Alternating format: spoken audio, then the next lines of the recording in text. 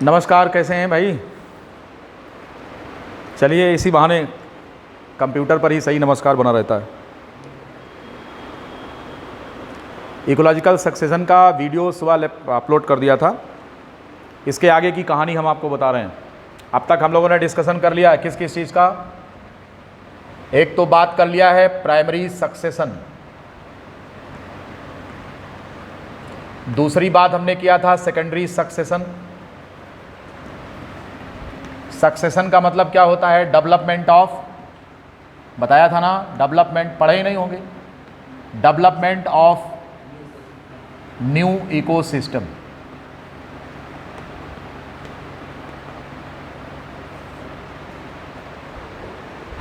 चलो नई दुनिया बसाएं, गाना सुना होगा आपने। एक नया इकोसिस्टम बसाते हैं, बनाते हैं।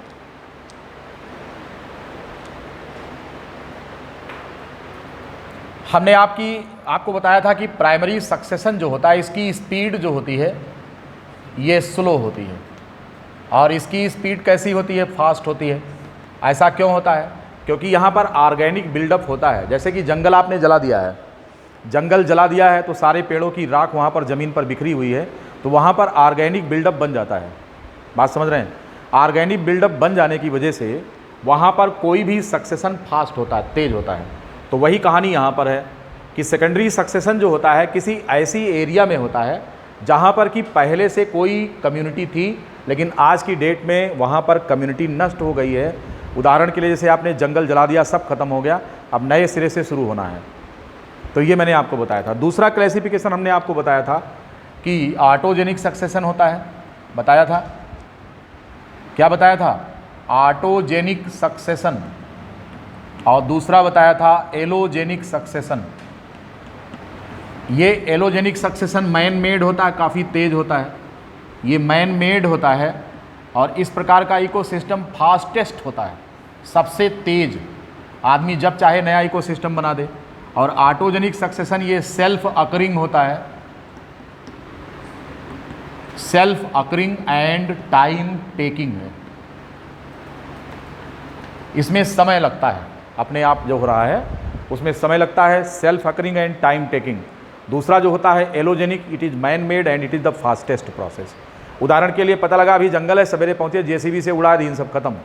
वहाँ पर खेत में कहीं गेहूँ बो दिया, काम खत्म। 2 घंटे के अंदर सारा काम फिनिश। जंगल काट डाला, गेहूँ बो दिया। तो एक नया इकोसिस्टम ये मैन मेड है कि नहीं? तो ये सारी कहानी हमने आपको बताया था इकोसिस्टम। अब हम बात करेंगे अलग अलग प्रकार के हैबिटेट में कैसे होता है। तो इसमें कुछ टर्म्स हैं, आप इसको जानिए। इकोसिस्टम अलग अलग हैबिटेट में, तो इसमें हमने आपको बताया था पायोनियर कम्युनिटी होती है। पायोनियर कम्युनिटी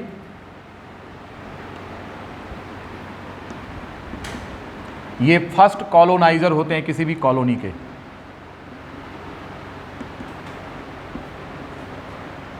जो किसी भी कॉलोनी में सबसे पहले आते हैं, इनको फर्स्ट कॉलोनाइजर या पायोनियर कम्युनिटी कहा जाता है इनको। उसके बाद क्या होता है? इस पायोनियर कम्युनिटी से डेवलपमेंट स्टार्ट होता है। डेवलपमेंट स्टार्ट्स, तो इसमें क्या होता है कि डिफरेंट कम्युनिटी स्टेजेज कम, डिफरेंट कम्युनिटी स्टेजेज कम।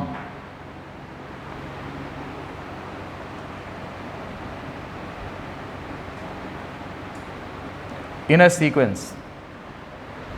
ये जो कम्युनिटी की डिफरेंट स्टेजेज होती हैं, इन्हीं को हम क्या नाम देते हैं?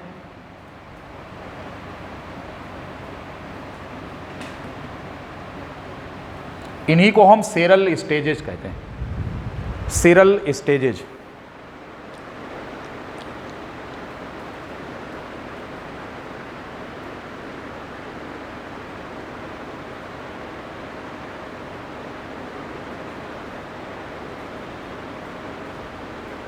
जो तमाम बीच में आएंगी, यानी कहने का मतलब ये हुआ कि अगर पायोनियर कम्युनिटी से हम स्टार्ट करें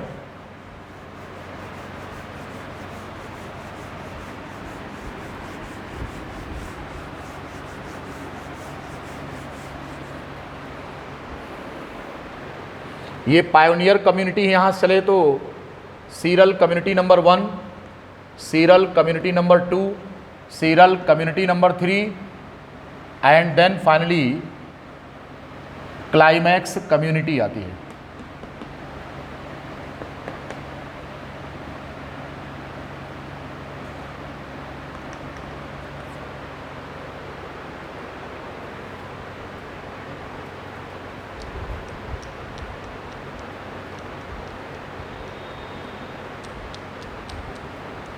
अब ये जो यहाँ पर आप देख रहे हैं ये सब क्या हैं, इन्हीं को हम बोलते हैं सेरल स्टेजेज, और इस पूरे सिस्टम को सेर कहा जाता है। क्या कहते हैं? सेर, SERE। अब अगर ये पानी में हो रहा है, अगर ये सेर एग्जिस्ट कर रही है पानी में, वाटर में, तो इसे बोलते हैं हाइड्रोसीर। अगर ये ड्राई कंडीशन में है तो हम इसे बोलते हैं जेरोसीर। और अगर ये मीजोफाइटिक कंडीशन में है तो क्या बोलते हैं? मीजोसीर बोलते हैं।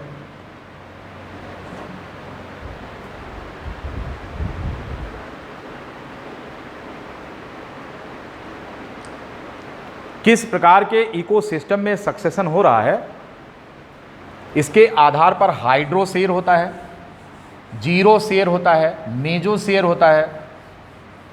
ये मीजोसीर का मतलब ऐसी एरिया जहाँ पर ना तो पानी की कमी है और ना बाढ़ ही आई है, ज़रूरत के अनुसार पानी मौजूद है, जैसे क्रॉपलैंड है।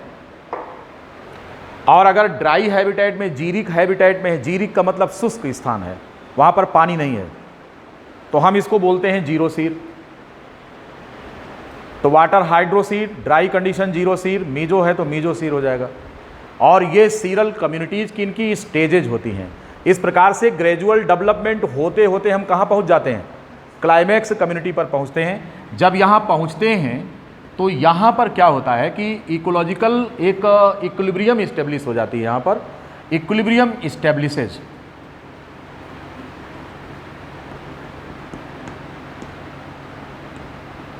Equilibrium reached and no further change occur, तो फिर हम इसे क्लाइमैक्स कम्युनिटी बोल देते हैं। यहां पर इक्विलिब्रियम इस्टेब्लिश हो जाती है इकोसिस्टम में और फिर कोई फर्दर सिग्निफिकेंट डेवलपमेंट नहीं होता है। अब इकोलॉजिकल सक्सेशन जो होता है इसमें स्टेप्स कौन कौन से होते हैं? तो जैसे मान लो कि ये कोई पर्टिकुलर एरिया है और ये कैसी एरिया है? न्यूड। हम इसे नडेशन बोलेंगे। क्या बोलेंगे? नडेशन। नडेशन का मतलब क्या होता है कि जैसे आपने जला के जंगल खत्म कर दिया, अब वहां पर कुछ नहीं है, या जमीन पर जहां पहले जंगल था वहां पर ज्वालामुखी आ गया, और ज्वालामुखी आ गया तो उसमें जलता हुआ लावा फैल गया चारों तरफ। ज्वालामुखी जानते हैं ना, वोल्केनो। तो अब पता लगा उसमें से आग, पिघली हुई चट्टानें निकली। अब पिघली हुई चट्टानें हजारों डिग्री सेंटीग्रेड टेम्परेचर है उनका, तो क्या इस पर कोई बैक्टीरिया भी सर्वाइव कर पाएगा क्या? तो वो जीरो हो जाएगा, वहाँ पर कोई भी लिविंग कंडीशन नहीं रहेगी 1000 डिग्री सेंटीग्रेड पर। धीरे धीरे करके वो लावा ठंडा होगा, चट्टान में कन्वर्ट हो जाएगा। अब इस चट्टान पर क्या होगा कि जो चट्टान है वो है तो कैसी? न्यूड। और न्यूड हुई कैसे? नडेशन से। नडेशन कैसे हुआ? या तो जंगल में आग लग गई या फिर वहां पर वॉल्केनिक एक्शन हुआ और लावा फैल गया, मैग्मा। ये है। अब ये न्यूड है, इस एरिया में सबसे पहले कोई स्पोर आकर गिरेगा। अब ये स्पोर किसका होता है? एल्गी का। कौन सी एल्गी? Plus fungi. ये दोनों मिलकर क्या बना लेते हैं? इस न्यूड एरिया पर सबसे पहला कॉलोनाइजर कौन होता है? वो लाइकेन होता है। कभी भी जब इस पर लाइकेन आएगा, और ये है अभी कैसा? ये तो स्टोन है। ये क्या है? स्टोन है। और इस पर आकर लाइकेन गिरा। कैसे लाइकेन इस पर आकर सर्वाइव हुआ? जब ये ठंडा होगा तो बारिश होगी, पानी बरस रहा है इस पर, और क्या आ रहा? डस्ट पार्टिकल्स आके इस पर गिर रहे हैं, डस्ट गिर रही है। वाटर गिर रहा है किस पर, स्टोन पर। तो एक यहां पर एक स्ट्रेटा बन गया, मिट्टी का एक स्ट्रेटा बन गया, राइट। अब इसके बाद क्या होगा कि ये ग्रीन एल्गी के स्पोर्स और फंजाई के स्पोर यहां आकर गिरेंगे, तो ग्रीन एल्गी का ट्राइकोम डेवलप हो गया और एल्गी का, इसमें फंजाई का हाइफा डेवलप हो गया। तो ये हाइफा और उनके फिलामेंट मिलकर क्या बना लिए, ये एक मैसिव नेटवर्क यहां पर बन गया। And the structure so called is known as, क्या कहेंगे इसको, इसको लाइकेन बोलेंगे। जब इस पर लाइकेन आ गया तो इस पर पहली कॉलोनी किसकी डेवलप हुई, फर्स्ट कॉलोनाइजर कौन थे,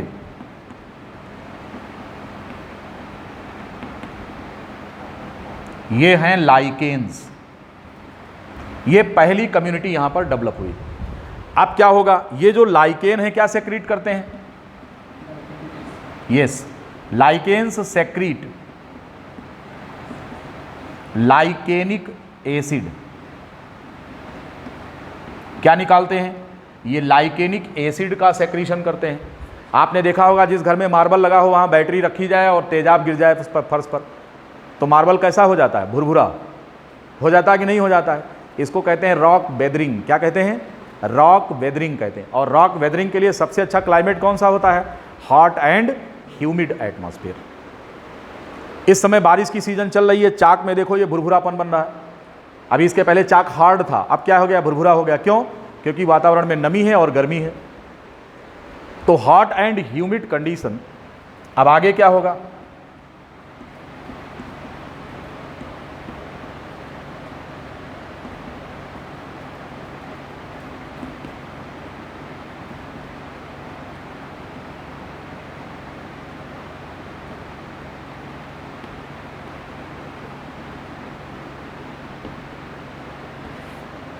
हॉट एंड ह्यूमिड कंडीशन यहां पर रॉक वेदरिंग करा देगा। क्या करा देगा, it causes the rock weathering. Hot and humid condition climate causes rock weathering.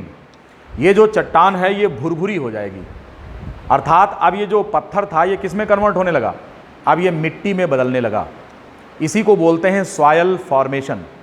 क्या बोलेंगे, सॉयल फॉर्मेशन।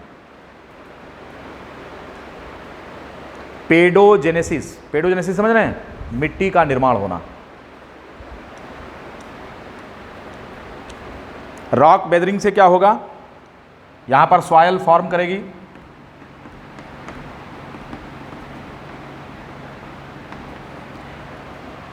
आप C1 किसको मानेंगे, फर्स्ट कॉलोनाइजर कौन है, लाइकेन्स हैं। क्या मानेंगे इनको, इसे हम मानेंगे C1, ये फर्स्ट इन्वेडर है,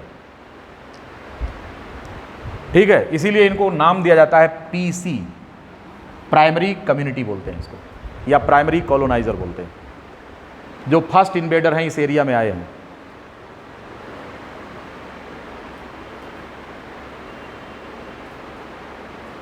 तो आपने देखा कि चट्टान पर सबसे पहले लाइकेन आया, लाइकेन के थैलस से निकला लाइकेनिक एसिड, हॉट और ह्यूमिड कंडीशन, और ये लाइकेनिक एसिड मिलकर क्या कर रहे हैं, इस पत्थर को मिट्टी में कन्वर्ट कर रहे हैं, भुरभुरा कर रहे हैं। जब ये मिट्टी में कन्वर्ट होगा, थोड़ा सा सॉयल फॉर्मेशन यहाँ हो जाएगा, तो फिर यहाँ पर एक आइडियल कंडीशन बनेगी अगली कॉलोनी के डेवलपमेंट की, and that new colony will be of bryophytes.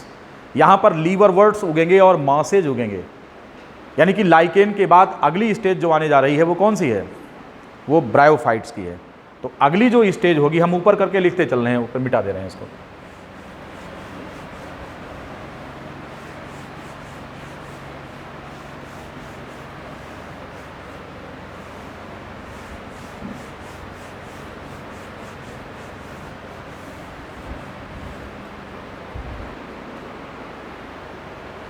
यहां से आगे चलिए, सॉयल जब फॉर्म हो गई तो अब कौन आया, सेरल कम्युनिटी 1। क्या नाम है इसका, इसका नाम है ब्रायोफाइट्स।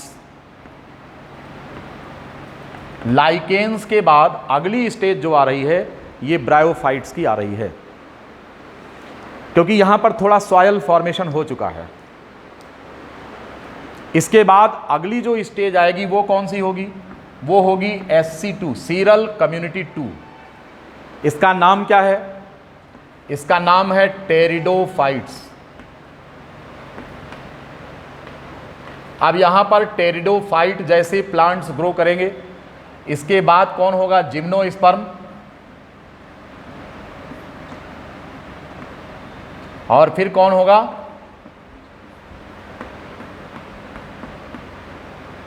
और इसे हम बोलेंगे climax community. CC stands for climax community. इस तरीके से आप देख रहे हैं ये सभी सीरल स्टेजेज हैं। प्राइमरी कॉलोनाइजर या पायोनियर कम्युनिटी लाइकेन की है। इसके बाद hot and humid condition, lichenic acid ने इसको सॉयल फॉर्म किया। फिर इस पर दूसरे आए ब्रायोफाइट, फिर इनके बाद टेरिडोफाइट, फिर इनके बाद जिम्नोस्पर्म की झाड़ियाँ और एंजियोस्पर्म उगेंगे। और इस प्रकार से फाइनल जो कम्युनिटी यहाँ डेवलप होगी वो कौन होगा? वो फॉरेस्ट लैंड होगा। ध्यान रहे कि ये ऑटोजेनिक सक्सेशन है, it is self occurring, so the process of ecosystem development is very slow. Ecosystem के डेवलपमेंट का जो ये प्रोसेस है ये बहुत धीमी गति से चल रहा है। सबको समझ में आ गया? ये कहां पर बताया इसको हमने? It is the example of lithosere. किसका एग्जाम्पल है?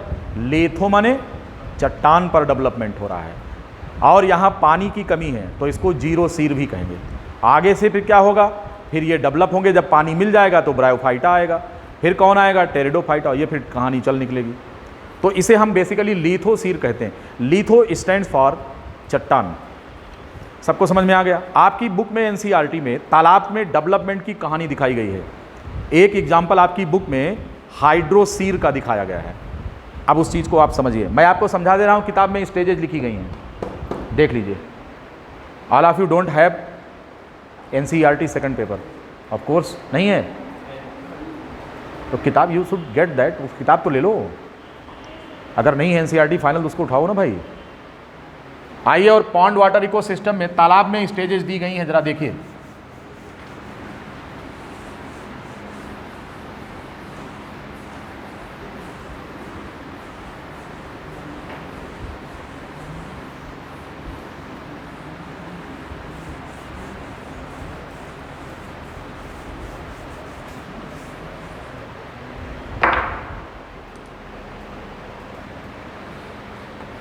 एक तालाब होता है, ये थोड़ा गहरा है, तालाब में पानी है। अगर पानी की गहराई ज़्यादा है तो शुरुआत में इसमें फ्लोटिंग प्लांट्स होते हैं और सबमर्ज्ड प्लांट्स होते हैं। कौन कौन से होते हैं? शुरुआत में फ्लोटिंग और पानी की, ये वाटर बॉडी है, तालाब है। और अगर ये वाटर बॉडी है तो किस प्रकार का सीर होगा? ये हाइड्रोसीर होगा। Means development of ecosystem in pond water. नया इकोसिस्टम डेवलप होना है। बात समझ में आ रही है? तो ये एक तालाब है। इस तालाब में शुरुआत में किस प्रकार के प्लांट उगेंगे? यहाँ पर हैं इस प्रकार के पौधे, ऊपर तैरने वाले पौधे। समझ में आ रहा? ये कौन से पौधे उग रहे हैं? तैरने वाले, फ्री फ्लोटिंग। और कौन होते हैं? सबमर्ज्ड होते हैं। इनमें कुछ पौधे ऐसे होते हैं सबमर्ज्ड प्लांट्स होते हैं, क्योंकि तालाब की गहराई ज़्यादा है। बात को समझिए। अब क्या होगा कि धीरे धीरे जब ये प्लांट्स जो है अपना लाइफ स्पैन पूरा कर लेंगे और इनकी डेथ होगी, तो डेथ होने के बाद इनका डीकम्पोजिशन स्टार्ट होता है। ये जो पौधे हैं जब ये मर जाएंगे तो इनका डीकम्पोजिशन स्टार्ट होगा।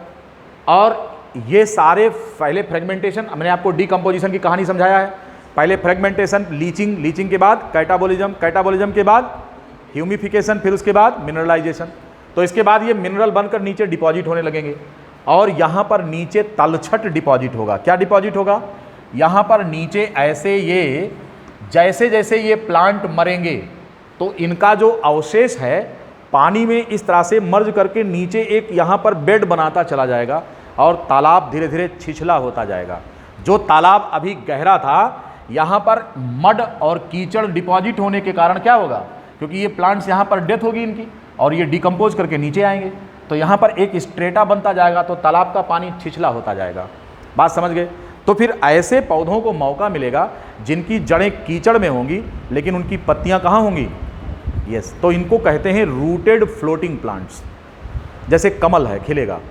अब कमल का जो डंठल है वो कहाँ रहेगा? कीचड़ में। और इनकी पत्तियाँ और फूल कहाँ रहेंगे? पानी के सरफेस पर। तो पहले क्या था? Free floating. बाद में क्या आया? रूटेड फ्लोटिंग आ गया। और रूटेड फ्लोटिंग के बाद कौन सी स्टेज आएगी?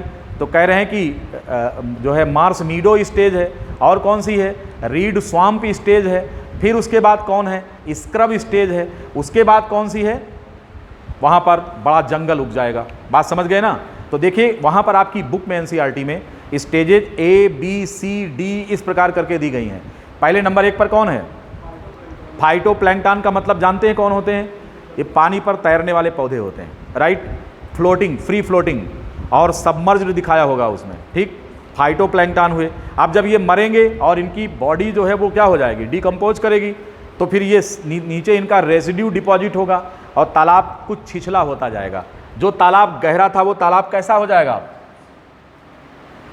अब तालाब में ये स्थिति हो गई। क्यों, क्योंकि नीचे बिल्डअप हो गया कीचड़, इतना कीचड़ बिल्डअप हो गया। ये देखिए अब तलछट डिपॉजिट से पानी की जगह क्या हो गई, बहुत कम। अब क्या होगी, ऐसे पौधे यहाँ उगेंगे जिनकी जड़ें मिट्टी में लगेंगी और पत्तियाँ कहाँ पर होंगी, ये ऊपर होंगी। अब क्या होगा, जब ये पौधे मरेंगे तो इनका ऑर्गेनिक डेब्रिस यहाँ डिपॉजिट होगा, तो धीरे धीरे क्या होगा, ये तालाब पटता हुआ चला जाएगा, छिछला होता जाएगा। तो इस प्रकार से जो क्रमिक स्टेजेज है, पॉइंट नंबर 1 पर कौन है, फ्री फ्लोटिंग फाइटोप्लैंक्टन, उसके बाद नंबर 2 पर रूटेड फ्लोटिंग होंगे, फिर तीसरे नंबर पर रीड स्वाम्प स्टेज होगा, चौथे नंबर पर मार्स मीडो होगा, मार्स मीडो के बाद स्क्रब स्टेज होगा। स्क्रब माने झाड़ी जैसे पौधे उग जाते हैं, क्योंकि पनिया खत्म हो जाएगा तो झाड़ी उग जाएगी, और झाड़ी भी खत्म जब होगी तो इस पर ग्रासलैंड और फॉरेस्ट लैंड डेवलप हो जाएंगे और एक क्लाइमैक्स कम्युनिटी यहाँ पर डेवलप हो जाएगी। इस प्रकार से मैं डायग्राम यहाँ नहीं बना रहा हूँ, आपकी बुक में ये सारे दिए गए हैं, आप वहाँ से देखिए। तो इस प्रकार से धीरे धीरे ये तालाब छिछला होता जाएगा। तो जो स्टेज आ रही है वो पहले कौन सी थी, फ्री फ्लोटिंग, इसके बाद कौन सी आ गई, रूटेड फ्लोटिंग, फिर कौन सी आ गई, आप कह रहे हैं कि रीड स्वाम्प स्टेज आ गई, फिर कौन सी आ गई, मार्स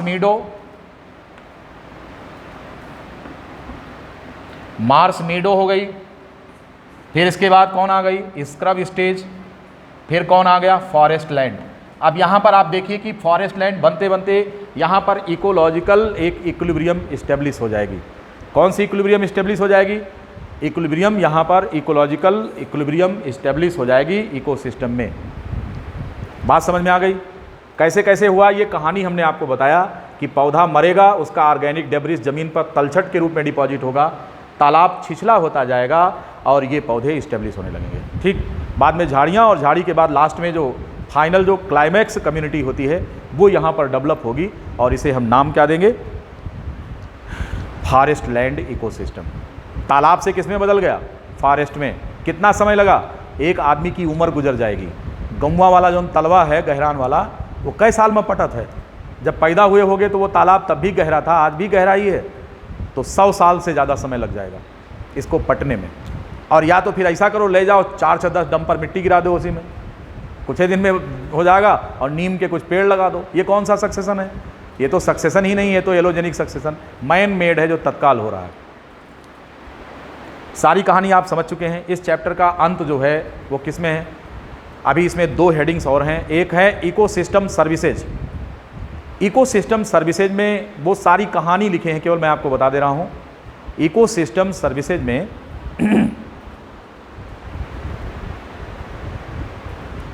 अभी देखिए कोरोना पीरियड में हाय तौबा मची थी किस बात को लेकर, ऑक्सीजन को। तो इन्होंने ऑक्सीजन का टैग लगाया है कि कितना आपको इन्वायरमेंट आपको दे रहा है ऑक्सीजन, अगर इसकी प्राइस लगाई जाए। अगले चैप्टर में बताएंगे बायोडाइवर्सिटी में, डाइवर्सिटी कंजर्वेशन में आपको बताएंगे। इकोसिस्टम सर्विसेज में केवल इतना समझ लीजिए कि ये जो इकोसिस्टम है, जो जंगल है, ये जो क्रॉप लैंड्स हैं, ये हमारे लिए क्या उपलब्ध करा रहे हैं, संसाधन। खाने के लिए भोजन दे रहे हैं, जीने के लिए ऑक्सीजन दे रहे हैं, पहनने के लिए फाइबर दे रहे हैं, जिससे आप कपड़ा पहनते हैं, लिनन कॉटन पहन रहे हो चाहे पॉलिस्टर पहन रहे हो, सब फाइबरें हैं, प्लांट से प्राप्त हो रहे हैं। तो क्या क्या दे रहे हैं, रोटी, कपड़ा और मकान। इन सब का साधन कौन है, ये वातावरण है हमारा, हम इससे प्राप्त कर रहे हैं। तो कुछ हमें डायरेक्ट बेनिफिट है, कुछ इनडायरेक्ट बेनिफिट है।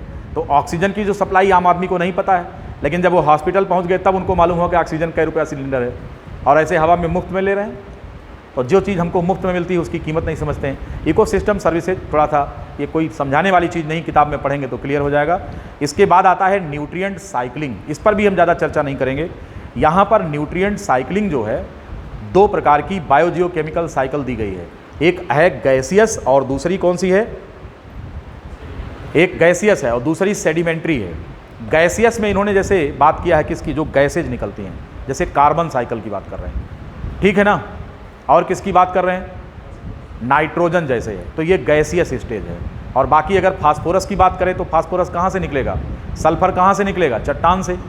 तो जो चट्टानों से निकल रहे हैं वो कौन है, वो सेडिमेंट्री रॉक्स से ये निकल रहे हैं।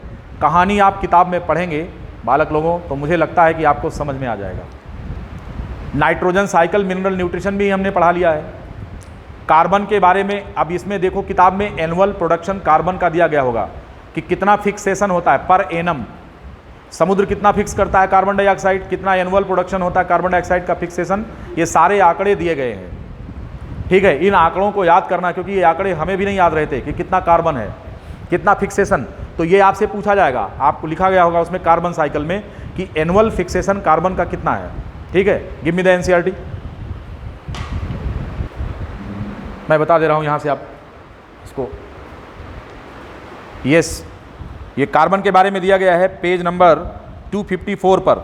ये देखिए, according to an estimate 4 × 10⁻13 kilogram of oxygen, 4 × 10⁻13 kilogram of carbon is fixed in the biosphere through the photosynthesis annually.